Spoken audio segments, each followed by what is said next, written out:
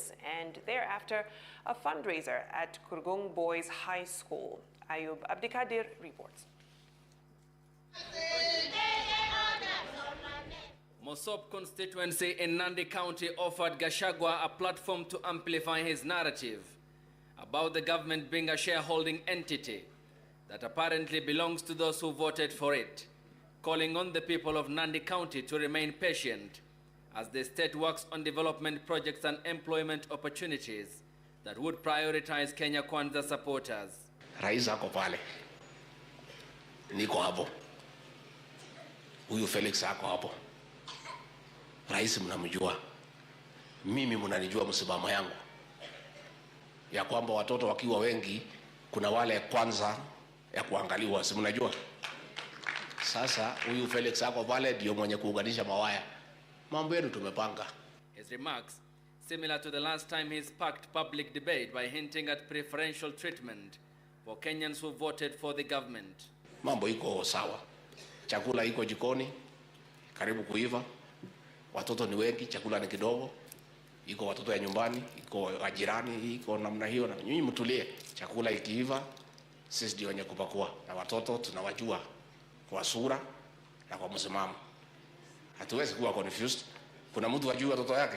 The deputy president who led other Kenya Kwanza leaders for a church service and thereafter a fundraiser at Kurgung Boys High School also outlined measures. Let's play. In the interest of time, Mr. Speaker, I want to play all of them, then I'll put the questions. Let's hear video number 3, I believe.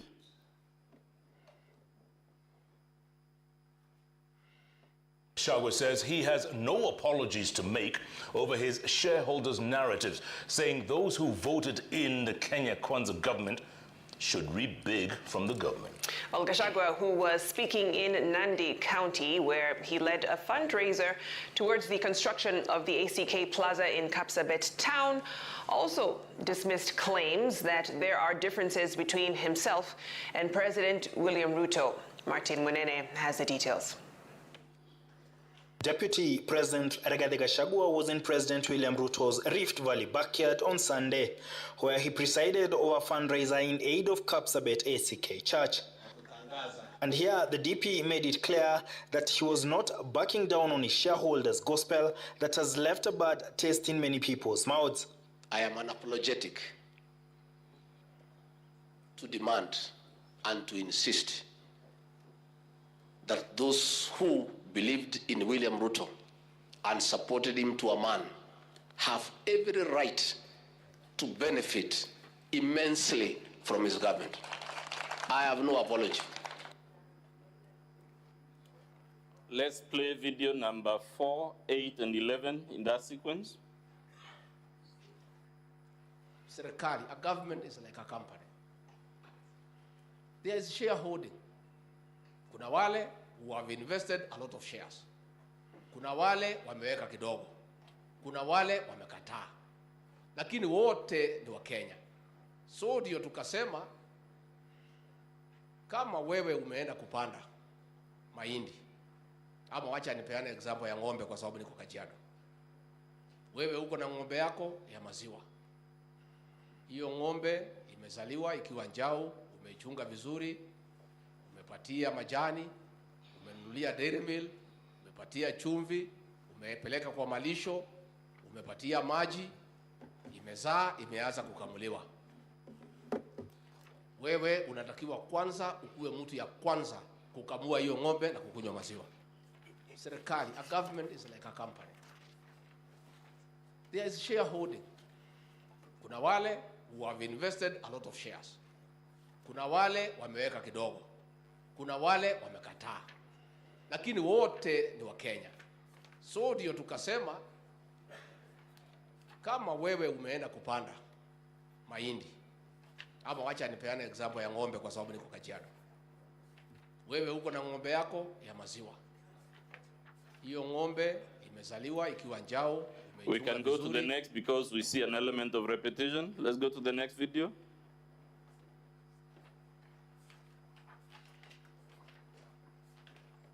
Mimi nilisema pale Kericho watu Azimio wakanipigia kelele.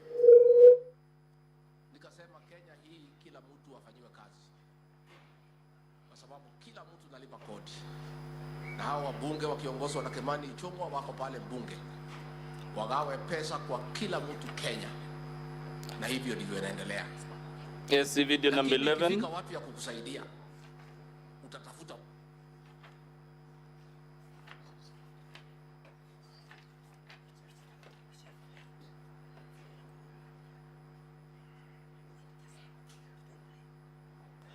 The good people of Homa Bay, that I am going to work with your leaders, the ones you have elected, so that we can develop our country together. Competition is over. Si tumemaliza mambo ya mashindano? Si tumemaliza mambo ya mashindano? Si ile kazi imebaki ni sisi kuwafanyia kazi sasa? Si ni kweli? Muko tayari kufanya kazi na mimi? Munasema nifanye kazi na viongozi wenu wale mliowachagua. Mimi nawahakikishia nitafanya kazi na wao, ndio tupange mambo ya maendeleo ya Homa Bay, tupange mambo ya maendeleo ya Kenya, ndio tuweze kupeleka taifa letu mbele. Tuondoe umaskini, tupange ajira ya hawa vijana, tupunguze gharama ya chakula, na tupange mambo ya maendeleo ya Kenya, tutengeneze nchi ambayo kila Mkenya anajivunia kuwa Mkenya. So, Mutuse, you know, we could play these videos on and on. Unfortunately, time is not with us. But please confirm that you have presented before Senate utterances made by the Deputy President on this theme in Kitui. Is that correct? That is correct. In Nandi, is that correct? That is correct. In Kericho, is that correct? That is correct. In Kajiado? That is correct. Please confirm it is in public domain. These utterances have been made in very many other places. These were just illustrations. Indeed, I suspect they have been made even in the counties represented by the senators seated here. Have these been isolated aberrations, or has it been a consistent campaign and mantra by the Deputy President across the Republic? It has been consistent, and as the Deputy President says, unapologetic. But you also played for us a video where the President is speaking. How does it compare with the utterances and the campaign by his deputy? The President is preaching national unity, and I believe that is a function assigned to the President under Article 131 of the Constitution, to be a symbol of national unity. And the Deputy President is also required to deputize the President in performance of his functions. And therefore, it will be expected that the Deputy President will take cue. Instead, the Deputy President is contradicting the President. We have seen these events covered by a major television station, right? Indeed. Does that television, to the best of your knowledge, have national or is it local coverage? National, and some of them regional coverage. Should the Deputy President of the Republic have the wisdom to know his utterances will be conveyed to the country and the world? Indeed, yes. We saw him talking about children that belong to the family, and although we don't use the language these days, some illegitimate children. Who was he calling children from outside the home, or the illegitimate ones? Looking in totality for Moi's videos, he must have made those who voted for Kenya Kwanza as the legitimate children, and those who did not vote for Kenya Kwanza as the legitimate children. We have seen him saying he has no apologies to make, notwithstanding that these utterances, to quote the media house, were leaving a bad taste in the mouths of many people. Is that correct or incorrect? Yes, he is very loudly clear that he has no apologies to make for referring to Kenya, for saying Kenya is a company belonging to shareholders for the benefit of the shareholders. That defiance and the stance that he has no apology to make, does it depict the deportment of a man or a woman who should be the Deputy President of the Republic of Kenya? Not at all. But you heard his counsel say that there must be some extraordinary wrongdoing. before we can impeach for mere utterances or for the things you have alleged. To the best of your knowledge, sir, how many vice presidents or deputy presidents has Kenya had since 1963? In your estimate, how many? 11. 11. 11 or thereabout? Let's say a dozen, 12, right? Yes. Do we have in our history since 1963 experience of a deputy president who traverses the country preaching ethnic exclusion? I don't remember any. The only incident I remember, two incidences, when Jaramogi differed with Kenyatta and he did the moral thing, resigned from government. I also remember an incident, I think it was Vice President Murumbi, who also differed with the then president and did the honorable thing and resigned from government. Those were the first two vice presidents. Daniel Arap Moi was at that. Do you know of any incident where Daniel Arap Moi was moving around this country as vice president, Indeed, committing this type of wrongdoing? No, not at all. How about Mwai Kibaki? In fact, even when he was demoted, he continued working in cabinet. How about Josephat Karanja? Not at all. How about George Saitoti? Even when he was sacked, he continued being loyal to the government of the day. How about Musalia Mudavadi? In his short stint, nothing is heard about him undermining his boss. How about Dividing the country. Mudi Awori? Not at all. Kalonzo Musyoka? Not at all. So when we are told there is nothing extraordinary about this wrongdoing, is that consistent with the lived reality of Kenya? There is everything extraordinary when a country of 46 tribes, someone advocates for the servicing of less than 2 of those communities. Where will the 44 go? Given the politics of 41 against 1 in 2007 and the post-election violence, would this allegation be extraordinary wrongdoing? It is an extraordinary wrongdoing. In fact, the post-election violence that resulted from that particular kind of campaign was in itself extremely dangerous to our social fabric and extremely dangerous to our economy. Given the experience of the Molo and Likoni clashes in the 90s, would this be extraordinary wrongdoing coming from the second senior-most state officer? Indeed, and also when it is remembered that he was a district officer in Molo when those clashes were happening. Given what is going on right now as we speak in Tana River, would conduct like this emanating from none other than the deputy of the president be extraordinary misconduct? I have seen in news that there are families that are displaced, people have lost property, and if that is not extraordinary, then I do not know what extraordinary means. Given, sir, and I will summarize this, what this type of campaign achieved in Rwanda, in Burundi, in Sudan, in South Sudan, in former Yugoslavia, in Nigeria, the Biafra War, and we could count and count until the cows go home.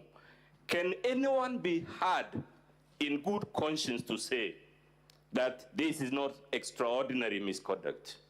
Indeed, this is very extraordinary, requiring impeachment.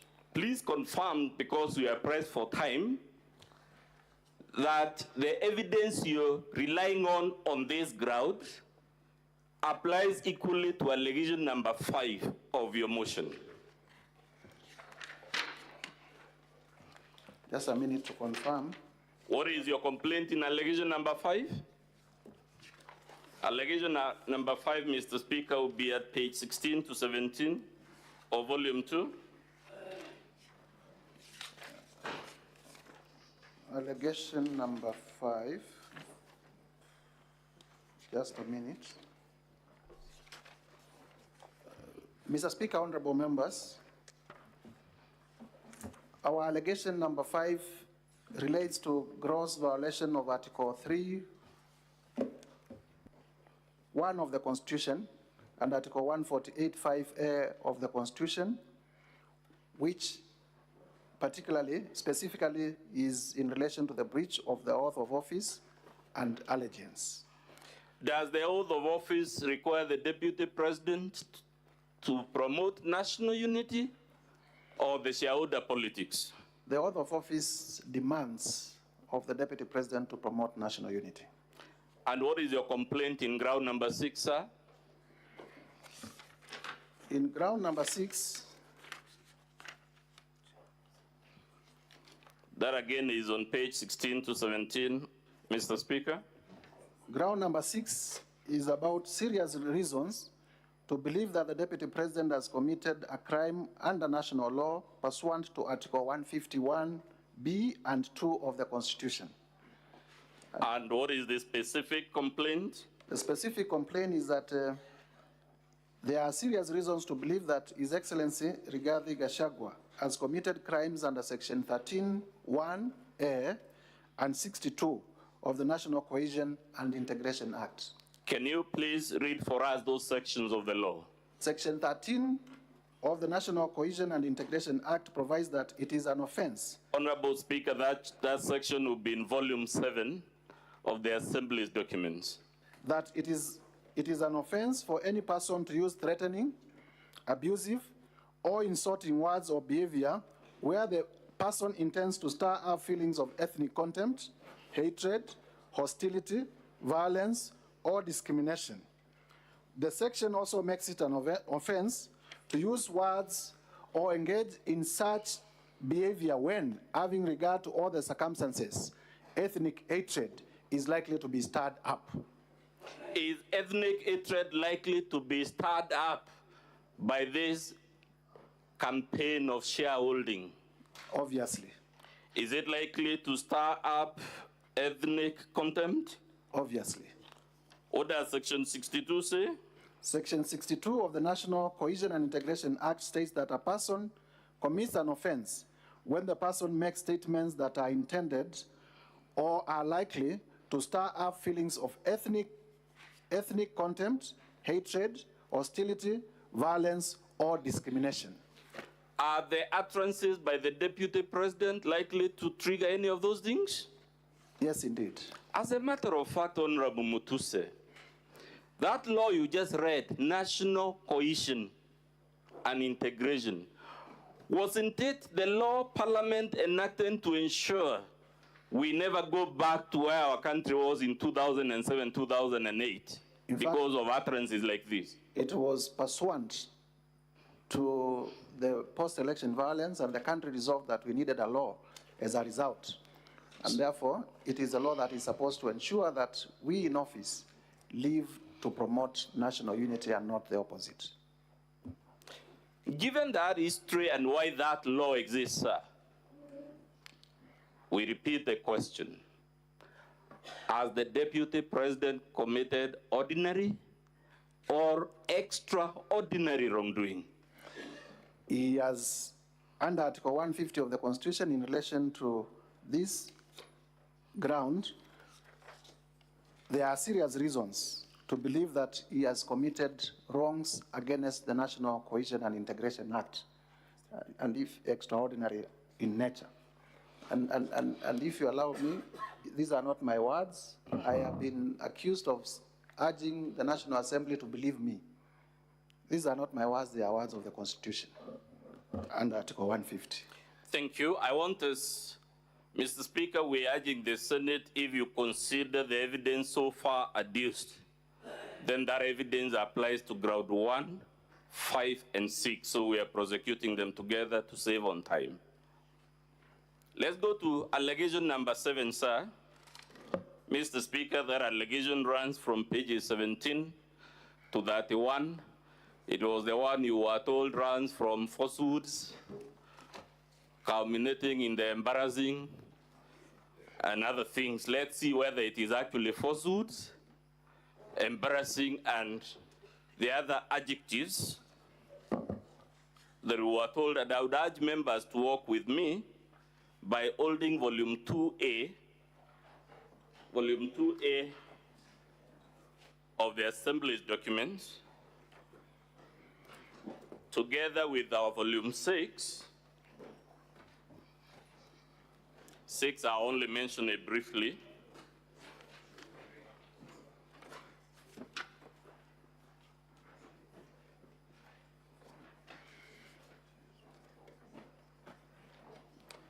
Please confirm, sir, at page 2 of volume 6, who, as between you and the deputy president, as passions were cast, that you're referring to irrelevant material about the estate of the late Rigathi Gachagua.